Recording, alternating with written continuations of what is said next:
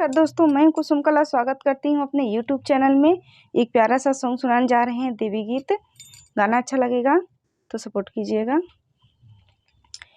हवना गमा के मैया तोहरे अंगने में, हवना गमा के मैया तोहरे अंगने में, चंपा चमेली गुलाबो की बगिया, चंपा चमेली गुलाबों की बगिया, गुलाब महके मैया तोरे अंगने में, गुलाब महके मैया तोरे अंगने में, हवना गमा के मैया तोरे अंगने में, बेला चमेली अड़हुलवा का बगिया, बेला चमेली अड़हुलवा का बगिया, अड़हुल महके मैया तोरे अंगने में, अड़हुल महके मैया तोरे अंगने में, हवना गमा के मैया तोरे अंगने में, हवना